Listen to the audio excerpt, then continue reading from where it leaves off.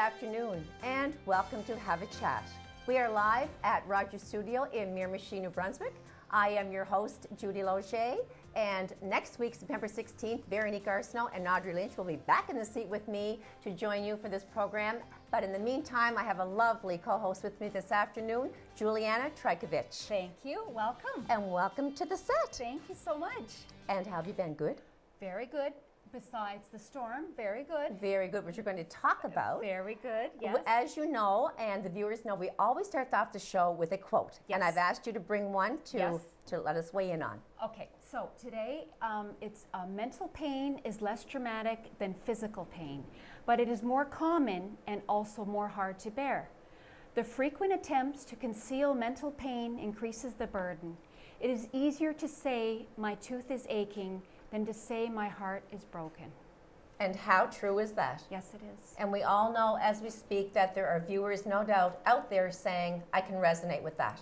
Yeah. And I have friends myself that totally could relate to that quote. They would much rather say something is like, off than I'm mentally ill or unstable at the time. Oh, of course, because there's a stigma surrounded with that, those words. And I do think that it's up to us as individuals to make that step, to reach out as an individual to somebody we know. That's how it starts, right? Yep, just take the time. And let them earn your trust. It has to be somebody that you trust to talk to. It's a very heavy issue, yes, it is. And they're uncomfortable talking about it. Yeah. And we don't quite, if we don't have that situation going on ourselves, understand where they're coming from. Yep, which means we have to be very cautious and careful in how we deal with people that are suffering mental illness. And confidentiality is very important. True. When it comes to mental illness, because that's very private, and could end up very devastating. But we have to keep the conversation going, and that's been happening more and more all the time. So what will we talk about besides we're going to say it's the most glorious day of the year right now. But where shall we start with the Hurricane Dorian that swept through and destroyed and wreaked havoc this whole past weekend in so many parts of our country and beyond? Yep. Well, I just want to shout out to the family that lost their mother. In Freeport, Bahamas? Yep. That was unbelievable. Yep. A 77-year-old woman, grandmother, and her husband, her daughter, and their two grandchildren, a boy and a girl, 14 and 12, where they were in their home when the waves started and the water took over their home. So they went from the kitchen table to the top of the fridge area to out on the roof, and then they stayed there for 2 days. And God bless the dear woman, grandmom. She lost her life. She could not hang on anymore, even though they had tied themselves on, hoping to weather it out and survive. Yeah. And then our people in Halifax, I have friends there, they were standing, looking out their balcony, and there the roof comes swinging right off the next balcony over. And also the big crane that fell in downtown Halifax. When I was watching it, I couldn't believe it just came down like a matchstick. Fortunately, nobody was injured or nearby that crane. It could have been a huge catastrophe, and I was thanking the God above that there was nobody around when that fell. That would be total devastation. Yeah. What about personally in your yard? Did you have anything that went crazy? Well, I had the two-story sumac. Half of it was in the woods. Oh, no. Yeah, we've had that probably for 12 years. Oh. So, but that was pretty much it, and so we were grateful for that. We were very grateful. Yourself, did you? Well, Juliana, we've been landscaping for about 2 months now. It's a project, right? It's getting everything in the right position and having the men come and do the seeding and the planting. And so we had 6 Pinky Winkies that we bought in the Fredericton area and transported home. Actually, there were 8, and they're beautiful, but they look very fragile. So lo and behold, they were there the next morning. Nothing was out of tact. So we were very fortunate. Very fortunate. Very we count our blessings, don't we? Yep. And driving around town the next day, I didn't see much damage. So we were very fortunate. The winds were unbelievable, but we were good. Yeah. Now it's back to school season. What can I say about that? I have 2 grown sons that are in university, and one's actually working. So you, on the other hand, have 4 children. Yep. Juliana, tell us about them first of all, and a little bit about yourself for anyone that may not have met you on the show before. Well, I came from BC. I've been here for 12 years, and I have 4 children. Beautiful. Yep, and my youngest is into middle school. Oh, yeah, first year. It's a big deal. Big deal. I remember. Big deal. And so what do you, like, do you find that you have an older child and then you have two in between? Yes. Okay. So Big gap. Big gap. So there's quite a difference in stresses from For my sure. oldest daughter and my youngest daughter. But basically, they're all the same where, you know, peer pressure, Mhm. you know, wanting to fit in, trying to get them up in the mornings, making lunches, what to pack, you know, and the dress code, like, The dress code is something that we have discussed. Audrey is a mother of four as well, and she's just getting things straightened out to be able to come back to the regular schedule on our show. Big, you know, changes with her kids and Yeah. everything. So she'll be back, but she often says how amazing it is the transition from having one in their 20s, two in their 20s, to the Yes. two youngest ones. One just Yeah. graduated, and one in high school as well. yes, okay. I think second year of high school Wow. now. So what's your daughter's name, the baby, the 11-year-old? Is Faith. It's Faith. Yeah. Let's tell the viewers, because like I said, it's been a long time since I've walked that Yeah. journey of having kids in middle school. Yeah. We do know that they deal with anxiety, and there's so Yeah. much in the media with texting and even online bullying. But what are some of the things that you would like to tell people, for example, as far as packing healthy lunches go? People don't Well- know what to do. For us, it's fine because that's what we eat at home. Healthy. So she would prefer to have more like fruits and vegetables and like cut up cheese, and maybe I'll pack a cookie, and that's fine. But for other kids, parents just don't know.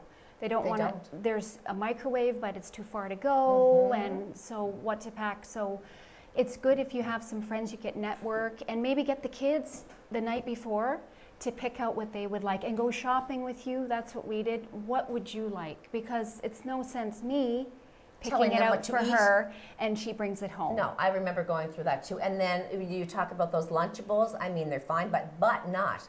Because if you start eating those every day, the Yeah. processed food Yeah. inside of that little package, I mean, once in a while that's okay. Yeah. It's like, I'm in a hurry, here's your lunch. But I mean, just people are looking for ideas. And they have to be very careful when they're packing cold cuts. For example, Yeah. they want to take some leftover turkey in a little container to keep it in the I- bags yes. that will keep it cold, Yeah. or on ice if it's Yeah. something else that can go bad within the time they arrive at school until lunch Yes, hour. definitely. Big thing right there. And you can always make your own bento box. You can get, comes with a box with dividing little, and you can make your own Lunchables. More appealing too. Yeah, and they can pick, you just have the variety on the table, and then you just get them to put in there what they would like, so when they open it up, it's what they're waiting for. I think it's awesome. Now, I want to ask you, because it's been a long time, and I have boys and you have daughters and sons. Yeah.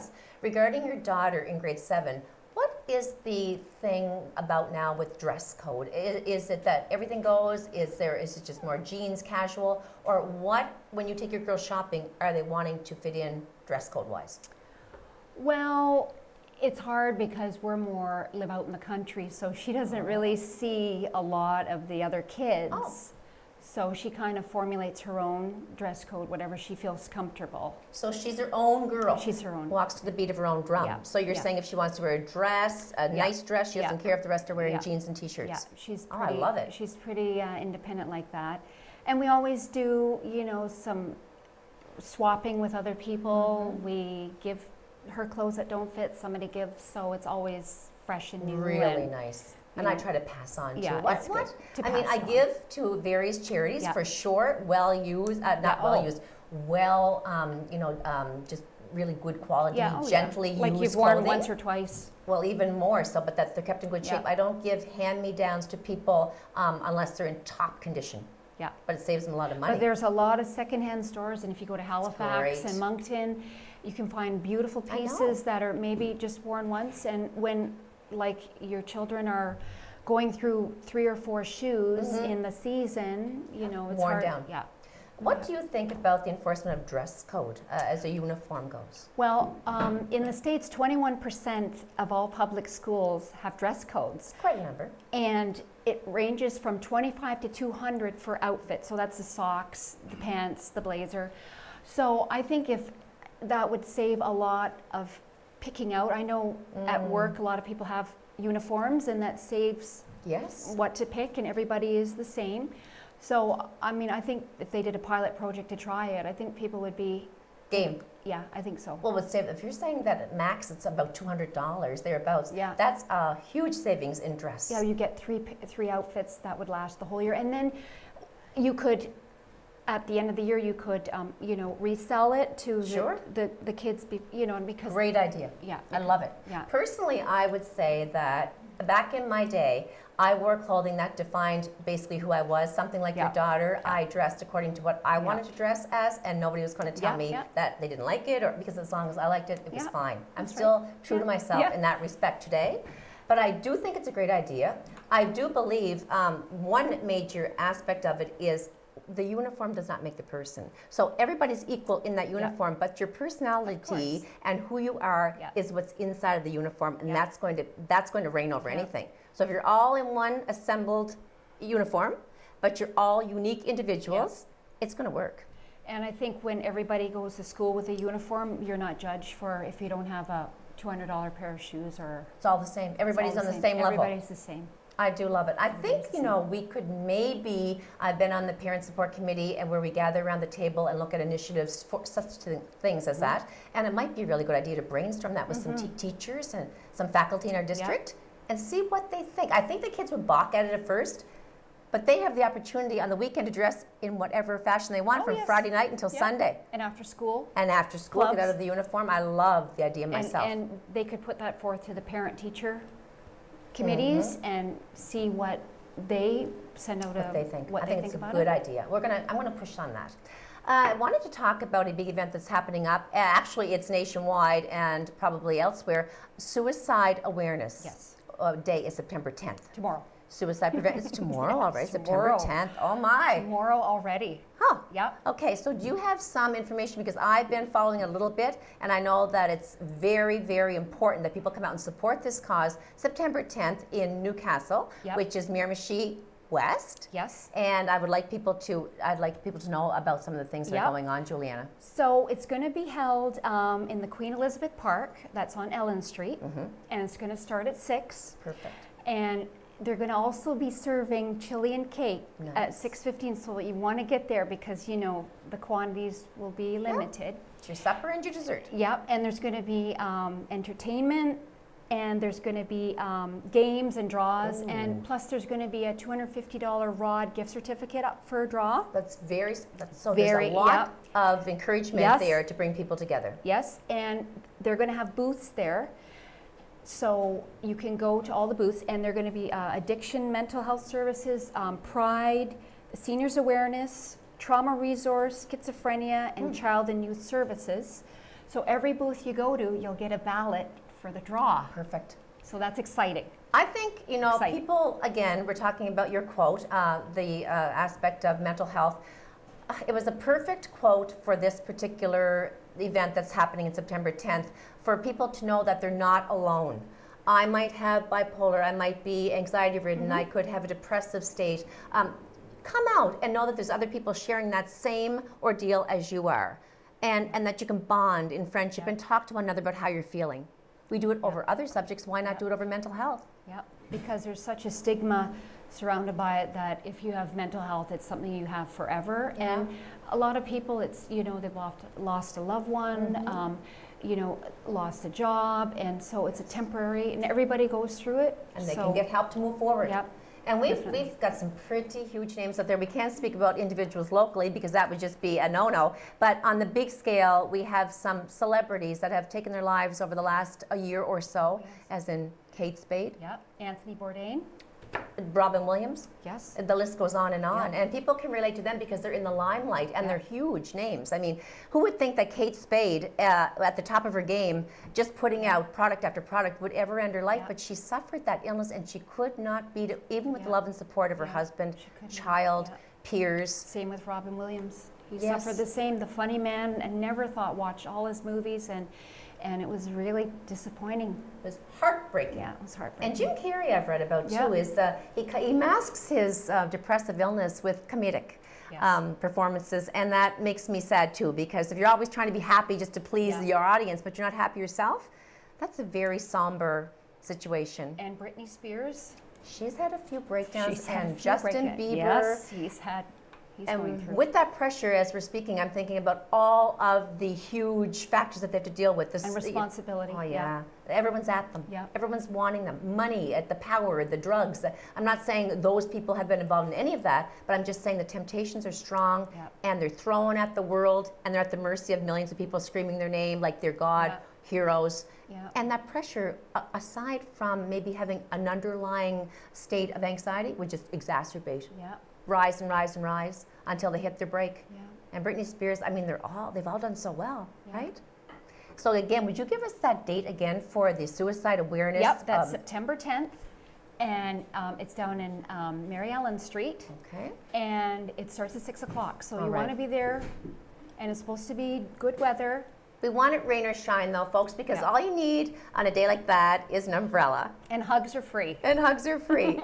And when I was in Tokyo, I think I told you about my trip, I didn't want to just get something that was every day, a nice shirt that you could say, I got this in Japan, it's a great memory. I wanted an umbrella. So I went to a shop. My husband took me to various shops to find that perfect umbrella because I wanted a particular look that was sort of a theme from Japan. Oh. And I did find one that was beautiful. It's very basic, but it has a woman in her kimono on the cover, and in the background there's just some little Japanese flowers and things like Beautiful. that. So as long as I look after it, I'll always have it. Yes, beautiful. But before we go to break, I just want to ask, is your child settling in well? I didn't Yes. ask you how she's doing with Yeah, middle school. she's very good. Getting up in the morning is a bit of a challenge. Oh, yeah. At 6:30, but yeah, we manage. She gets on the bus and she gets to school. So who Well, likes getting up that Well, early? the thing is, Juliana, they've been in this routine since they got out of school in June, right? And it's late nights and Oh, yes. sleeping in, and does she have like sleepovers and things like that? Yep, and it's a sleep up, not sleep over, because they would stay up till 4 in the morning. So Right. I don't think there's any harm in being a little bit of a semi-helicopter parent. I like to know what my kids at that age were doing, Yeah. who they were with. They had a curfew. I don't think it's okay. I think it's okay to be somewhat strict. Yeah. Yeah, so we're going to go to break, Juliana. And we're going to Excellent. bring on some really fabulous guests. And I'm so glad you're here Excellent. to co-host with That's me. great. We're going to let everyone have a cup of coffee and take a little break and grab a snack and come join us for our guest appearances.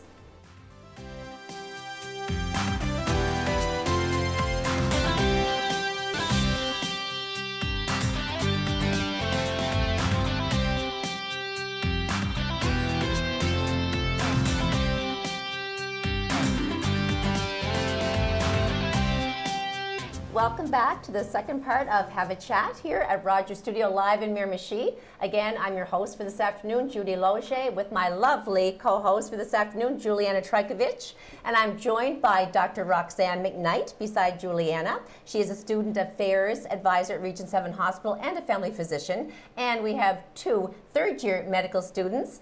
On the far right to me is Cameron Ash, joined by Matt Stewart.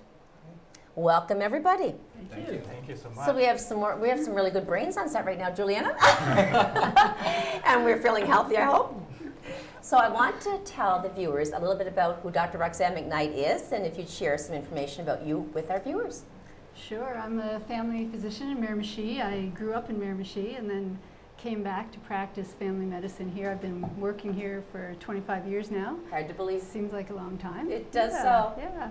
And I've been involved in mentoring medical students and residents, and my present role is as student advisor, Okay. and that involves basically looking out for their well-being, supporting them academically and Mentoring, basically. personally, and if they have any issues, they know they can come and talk to me about it. And So- aside from these two gentlemen who we're going to speak to momentarily, how many students do we have here doing their placement at Region 7 on a yearly basis? Wow, so right now we have about 15 students and residents all total. But the students that are here the longest, you'll be speaking to momentarily, are our third year. We call them LIC, which stands for Longitudinal Integrated Clerks. They're in their third year of medical school, and they're here for the whole year. And so we really get to know them well. and they integrate themselves into the community and the hospital. Wonderful. And a lot of people are becoming quite familiar with seeing their faces And around. you're going to miss them when they go. We will. As I understand, you've been here, you guys, from last September to just, you're going to be leaving pretty soon. Yeah, the whole year. But listen, first of all, tell the viewers a bit about who you are. So let's begin with you, Cameron. Sure, so I'm Cameron Ash. I'm originally from Ontario, but my dad's in the mining industry, so we moved around every 2 or 3 years, spent time in Northern Ontario, South America, and then did 3 years of high school in Bathurst, New Brunswick, so Very not good. too far away. Not too far away at all. Yeah. And moving right along to you, Matt. So I was born and raised in Moncton. I'm a Harrison Trimble grad. And before medicine, I actually worked as an X-ray technologist at the Moncton Hospital and in Sackville. That's a good lead up to where you're at now. I Good think it's served me experience. well so far, yeah. Yeah, Juliana, you're going to shoot for some questions for these young gentlemen? Well, what got you into this career? Was there something or someone inspired you when you were younger or as a young adult? So let us know. Sure, yeah. So for me, it was a little bit late, I guess. I was in university and I'd actually wanted to do psychology. I wanted to be a psychologist. And then for whatever reason, it just wasn't quite seeming to be the perfect fit. And actually one of my mentors at Acadia University, her name was Dr. Randy Lynn Newman, she kind of was talking to me and I said, maybe I want to do medicine. Oh. And she really encouraged and kind of nurtured that when kind of a lot of people were saying, oh no, like that's not something you can just try to do. No, you have to have that feel for it, Exactly. that passion. Yeah, and I discovered that, which kind of led to a phenomenal last 3 years I think that's so in medical exciting. school. Yeah. Wonderful. Yeah. And you as well, did you have anyone that inspired you or?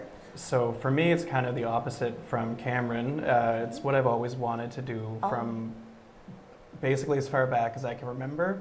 And the why kind of came later. So the more I studied the human body, I became fascinated with how it works and the unfortunate many ways that it can go wrong.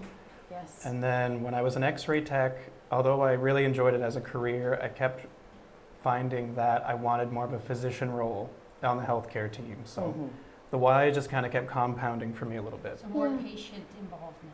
Yeah, exactly, and more coordinating the care plan as opposed to having kind of more of a diagnostics role only. Yeah. So we want to know from last September to present, what are some of the things that you would do on a daily basis? Or let's walk it back to when you first arrived and what you've covered, what ground you've covered within the hospital this last year. You can take turns. Go ahead, Cameron. Well, it's a great question because I don't know if there's a single department we haven't worked in. Oh, is that right? Because we just, because the whole basis of being these kind of longitudinal, being in the same spot for 12 months, you really get an opportunity to experience everything from, all the different departments the physicians work in, and then all the different interprofessional roles as well. Social work, and the physiotherapy. paramedics you're dealing with every day. We go on ride-alongs with the ambulances, so we really get a broad understanding of and an appreciation of the difficulties and the challenges of each role. You certainly do. Yeah. You certainly get a feel Right. for it after being 3 years in medical studies. Yeah, absolutely. Well, we go from a largely classroom-based for the first 2 years to being pretty much straight out in the hospital, so it's a bit of an adjustment, yeah. So what do you find the challenges and the highlights were in the last 3 years? In terms of challenges, I would say at the beginning, because of how our longitudinal curriculum works, we're somewhere different every day. So today I could be in the family physician's office and tomorrow I could be in the OR. Okay. So for the first few months, there's quite a bit of an adjustment, but I found, and I feel like you'll agree, once you get comfortable with that discomfort, it's fine. And you start to relax, and I think it makes you more adaptable. I think they're really cut out for this just by talking to you. I know you're on a path to great things. Oh, thank you. Yeah, for me, I think I echo exactly what Matt said, and then the other aspect to that is in dealing with patients. I think it's both our biggest struggles and our most kind of cherished memories have been, coming into people's lives at times where they are at, oftentimes the Vulnerable, most vulnerable in their entire life, whether it be sickness of themselves or a dear one that finds themselves in the hospital.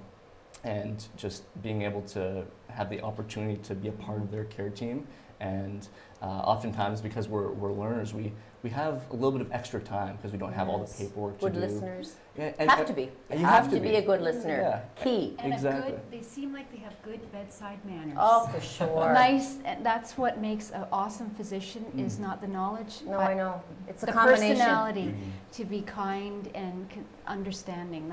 That's an asset for you. They have great bedside Yeah. manners. Great Yeah. bedside manners Yeah. is very Yeah. important because you, like you said, you're dealing with someone at their very lowest perhaps, and they might not have long left in this world, and you have to be there to basically console them in whatever way you can. I mean, you can't sugarcoat things either. If they ask you if they can get their things in order because they know their time is closing, then you have to be prepared. And I think that for you, Cameron, that's a really interesting fact that you were thinking about psychology, because that's my background. Okay. And it certainly wouldn't be medicine, but with psychology and medical expertise, that's a good people skills combination to have. No, I've found the experience I had in my undergrad degree in psychology, it's helped me so much. It would. It Yeah. would, definitely would. Dr. McKnight, I just want to say that you've been 25 years in practice, and we're really proud to have you in Miramichi as a physician. And what would you say, dealing with these young people, these young men, on a daily basis and all year round, has differed from the time you were in medical school as opposed to what they're going through at this point in time?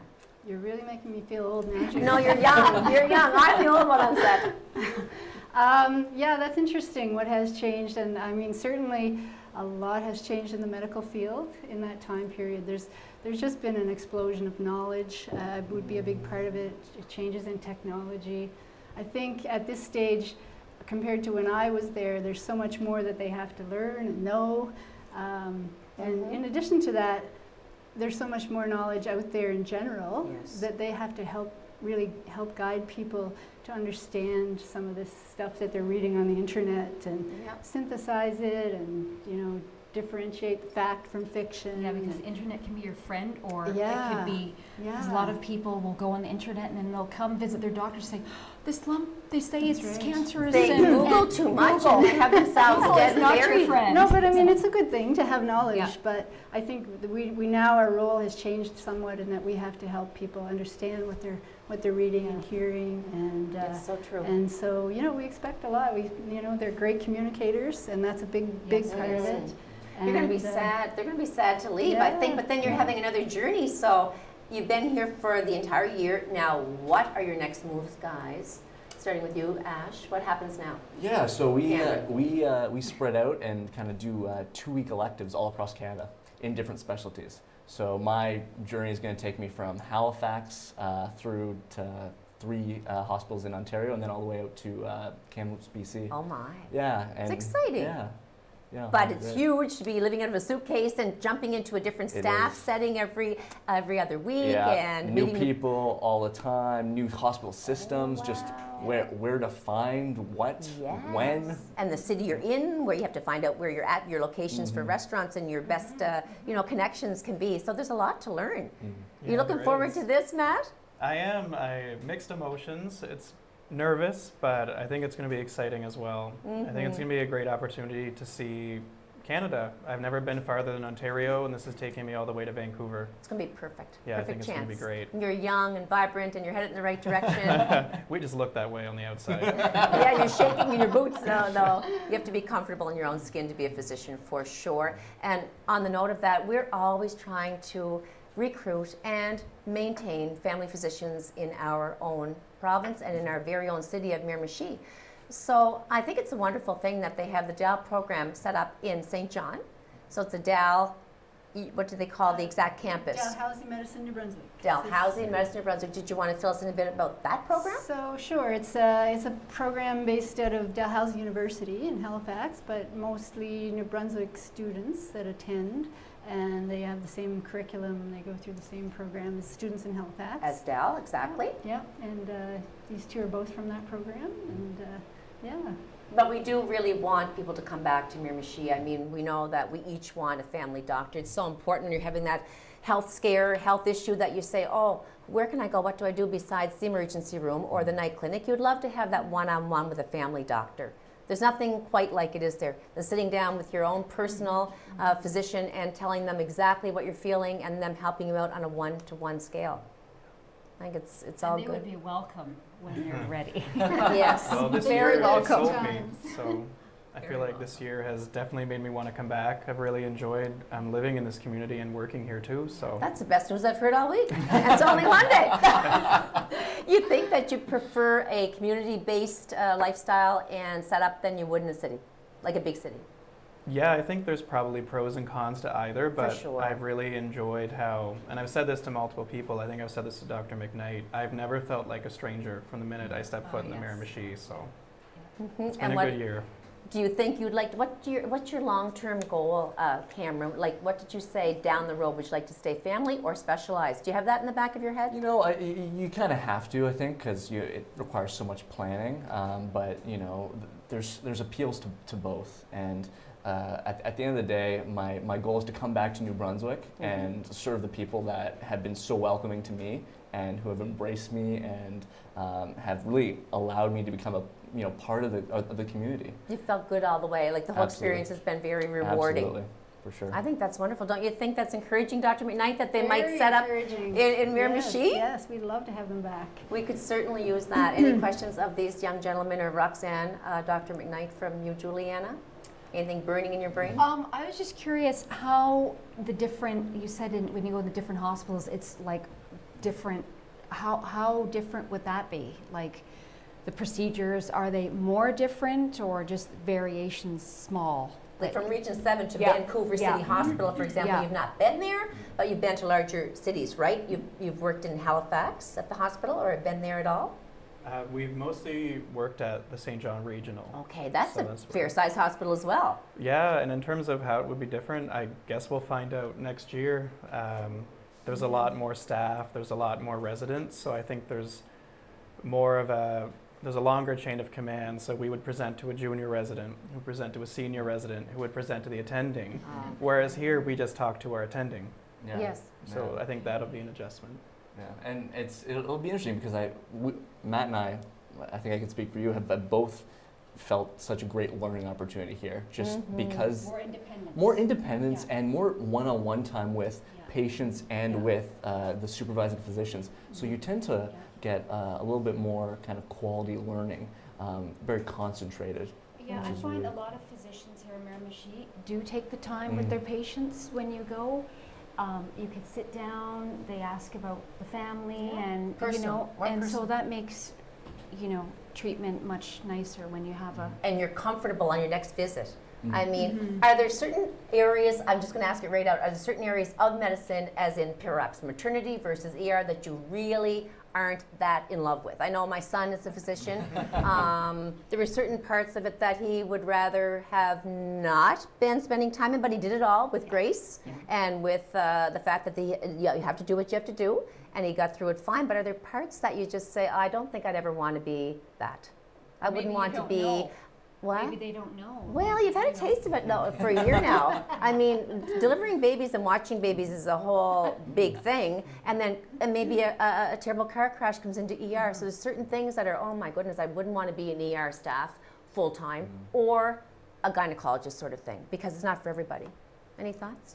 I mean, there are always going to be services that you like more than others. Exactly. I think the point of this initial degree is to have a general foundation of medicine. So I think we gladly rotate through every specialty to get some exposure and some knowledge. But That's what you do. thank goodness there are different interests because, there's a lot of areas in medicine. So if everyone wanted to do the same thing, it would be, the Yeah. system wouldn't really work. So You want diversity for sure. exactly. What about you, Cameron?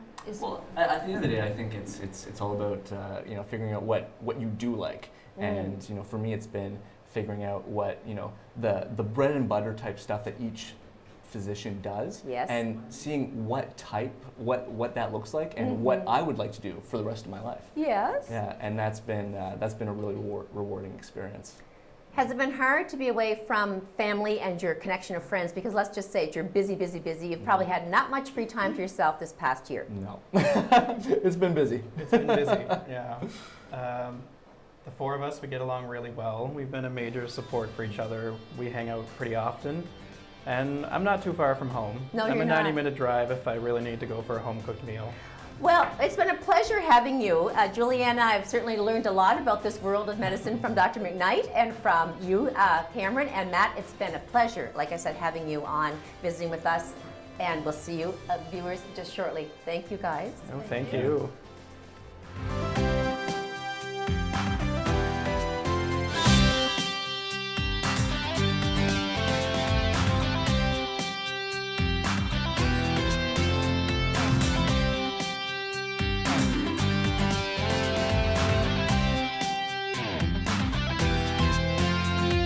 Welcome back. If you're just joining us, we are with Have a Chat, live at Rogers Studio in Miramichi. Again, I'm your host, Judy Loche, with my co-host, Juliana Trajkovic. We have Dr. Roxanne McKnight wearing a different hat for this last segment of the show. She was on earlier with the medical students, and she's an advisor at Region 7 Hospital for Student Affairs. But right now, she's joined by April Richardson, and they are both involved in the CIBC Run for the Cure. So do you want to tell us a little bit about this CIBC Run for the Cure event that's happening? Sure. The CIBC Run for the Cure is a fundraising event for the Canadian Cancer Society. We've been holding it in Miramichi now for 4 years. This will be our 4th year. And it's a one-day event, and we have a walk or a run, 5 kilometers or 1 kilometer. You can choose. I'd choose the one. Choose which one. And the walk? Yeah, the walk, the crawl. And you can enter as an individual, or you can enter as a team. And it's basically a day to support and celebrate people affected by cancer, and people who have it, people who have friends and family who want to come out, connect, support it, and raise money for the Canadian Cancer Society. So again, as the co-chair, is this a new position for you, Dr. McKnight? No, I've been doing this since we started it in Miramichi as Awesome. co-chair. And April, you've been involved I've been involved for- since for 3 or 4 years. 3 years. 3 years, yeah. Okay, well, for the viewers, tell us a little bit about yourself, and we'll just recap who Dr. McKnight is. First of all, April, tell the viewers who you are. So my name is April Richardson, and I've been a cancer survivor now for 7 years, Congratulations. since 2013. Big celebration. It is. It is huge. It is, yes. So it'll be 7 years coming up. Yes. And you look wonderful. Thank you. Yes. So this is near and dear to your heart. The whole cause was after your experience that you fell into place and It said, I want to be was. on the committee to keep Yes, this going. yes. Well, the first year I took place in Moncton, and I've noticed, and I kind of did some research on it, and then it was in Bathurst, and then I noticed that nothing was going on here in Miramichi until I got approached by this committee and was Yes. asked to sit, and I gladly said yes. Yes. I'm looking at you, admiring you, thinking, you know, you're just so positive. I know you on a personal level as well. Yes. But for the viewers that are maybe journeying through, as Dr. McKnight said, cancer, or they're fighting it right now as we speak, or they have a loved one that is, or they've lost someone to it, you're a survivor. So let's just tell the viewers and us, please, a little bit about your experience and how it all began. Sure. So until 2013, I experienced a lump. So I found my lump. I didn't really know what to think at the moment, but husband jumped on and said, you got to call your doctor. And immediately I did. That just fast forward right into lumpectomy, and yeah, and then Just so a personal question, but I guess, you know, people are tuned into the show to learn Yes. and to be able to relate to the guests. People sometimes discover when they're showering that lump, they're just soaping, you know, they find that lump in their breast, or they're used to doing, as Dr. McKnight will say, they should be doing their self-examination. Yes. Which was it for you? Just a random find or a self-exam? it was a random find. I'm a side sleeper, so when I was sleeping on my side, I felt something bothering me. And further upon, you know, finding out what it was actually a lump. So, yes.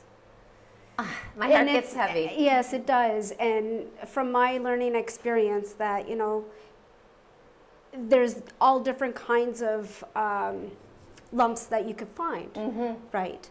So some people, some women, some ladies, some men have just fiber tissues in their Exactly. breasts. Yes, they do. And yes, And you think, move is it that forward ropiness and sure, yeah, and then normal? move forward on if you have any concerns. So you must have felt everything drain out of you? I did to learn more about it as far as the symptoms, because there is different symptoms for different types. Yes. So mine was itchiness, Oh. heaviness in my breasts. Oh. There's different other kinds of symptoms like pitting in your breasts, Yeah. your breasts inflaming, and maybe Warm some to the touch. warm to the touch, and some leaking Ooh. out of your Oh my. So there's different. There's And yet sometimes sometimes there are no symptoms at all. Sometimes there are no There are symptoms. sometimes no symptoms. You just have a painless lump. So April, did they give you a stage that you were at, or? Yes, I was diagnosed with triple negative breast cancer. Which means maybe either one of you can explain it to us. So triple negative is more of an invasive. Mm. So it can. Mine was stage 1. Okay. So it was small enough that it could be removed by lumpectomy. So which means that I didn't get my breast removed, but I just removed the lump. There was nothing in the lymph node area, I was lucky. so you were I very caught it. blessed for Yes, that. I caught And did it. you have to have radiation after? Or I no? did. Okay, yeah. I did 6 Still months of was, okay. chemo, followed with radiation for a full month. Now, did you need to do the chemo, or could you opt out, or just radiation, or? No, No, you he suggested both, everything, okay. just as a precautionary purposes. Okay. So, and I followed up, Yeah. What was the worst part of it all, April? explaining to my kids that mommy was sick. I had How old are 2 they? young children, 2 beautiful girls, and a wonderful supportive husband. That makes So a difference. it makes a difference. So my youngest was 3 and the eldest was 5. So going through kindergarten and so forth. But once starting chemo, having to explain to the kids.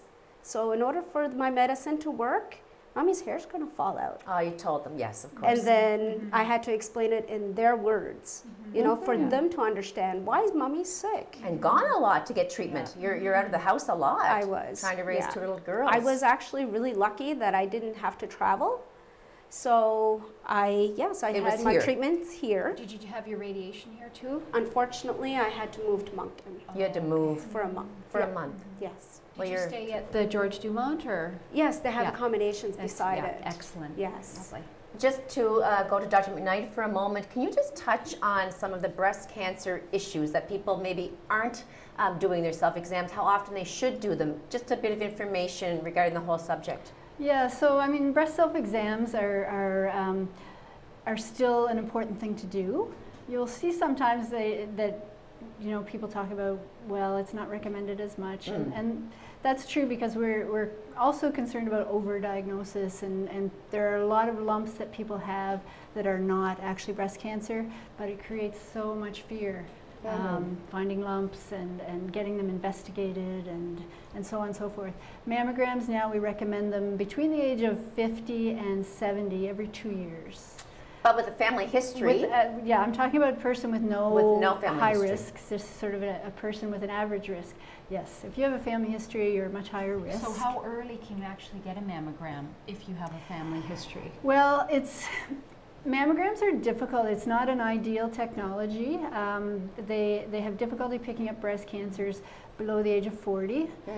So in your 30s, you can have a mammogram, especially if you're high risk. yes. But the chances of a mammogram recognizing it are somewhat lower.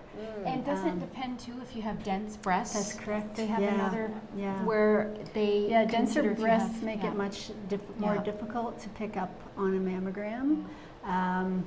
Unfortunately, that's just the way it is. We do have the opportunity to have MRIs now on Good. occasion. Again, it's not done routinely, but for somebody with dense breasts, family history, high risk, yeah, we would recommend an MRI. I have to add to, with me, followed by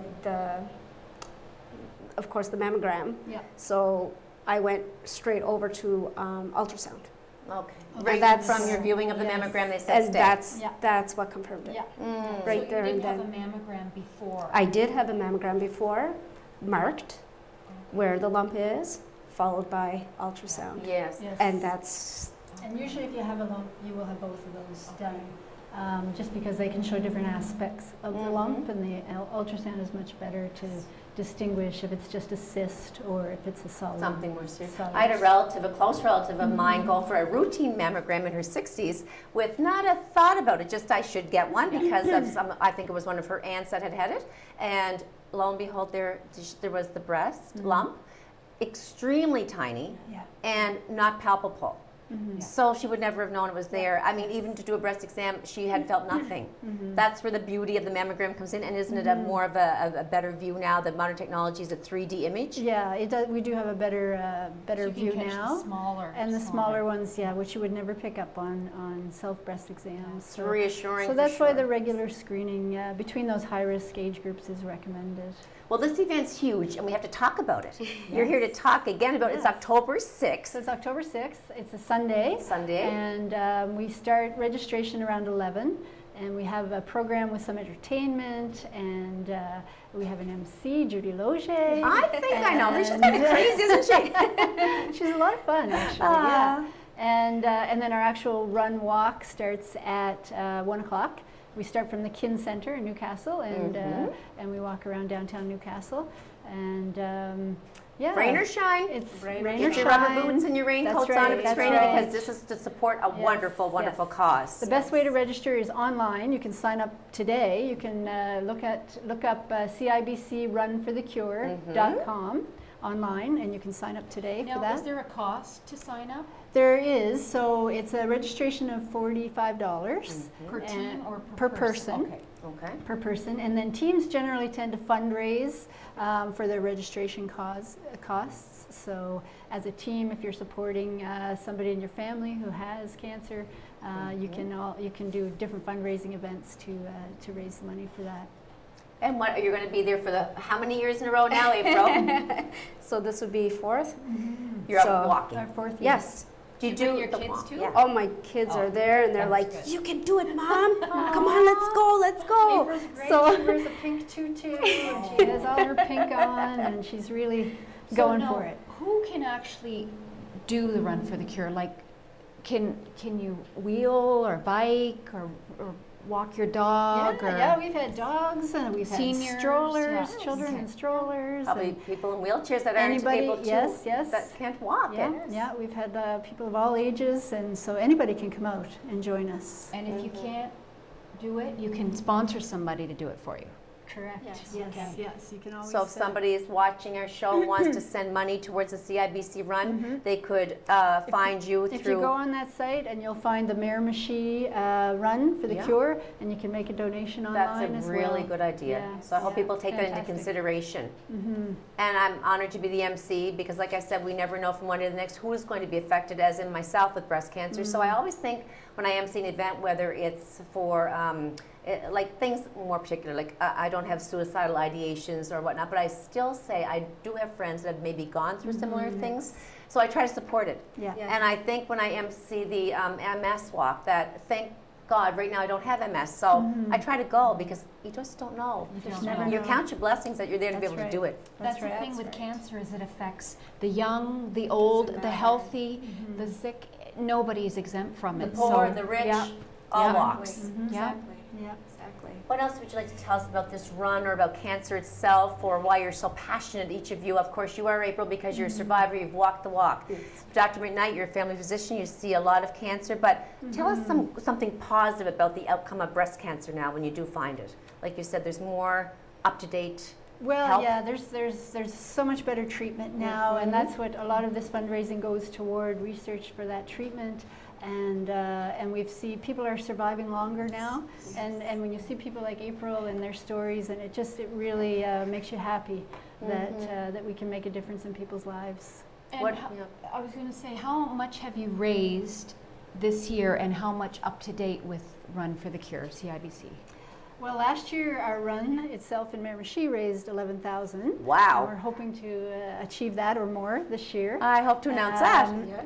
Across Canada. So this run is held in 57 communities across Canada at the same time, on the same On day. the same day? And they last year raised 16 million across Canada.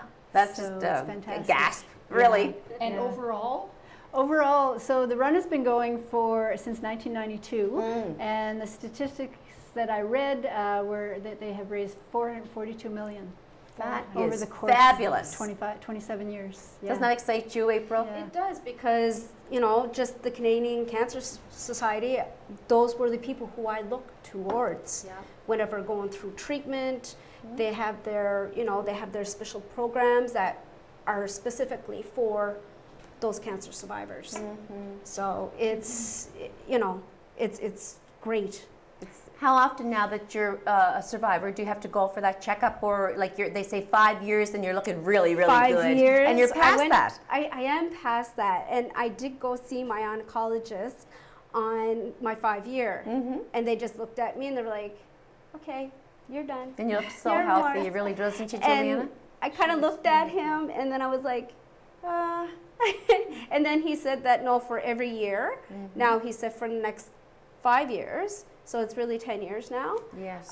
They said that, well, so every second year we'll get you to come back just to, you know, And what kind of tests would they run to check? just blood work. Blood work. Okay. Blood work. Okay, that yeah. shows a lot, just the blood work Interesting, yeah. alone. And your mammogram. And my mammograms.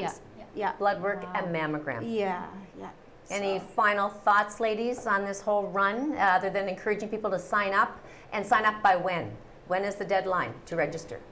Well, ideally, if you sign up now, it's better. Okay. They will order a T-shirt for you, and Uh-huh. so that'll be ready in there for you. And in fact, we have a date, October the 2nd, at the Kin Center in the evening, that you can come and pick up T-shirts if you've registered already. All right. But you can register on the day of and be a part of it. We welcome everybody to come, come and join us. And also we have a fundraiser coming up at the golf course. That's Oh, right. So that's actually this Thursday. Oh my, well, we're going to have to wrap up afternoon. and say bye, everybody, and thank you for being our guest. And Juliana, have a great week, everybody. That concludes our show, unfortunately, until next week, September 16th. Thank you. Thank you.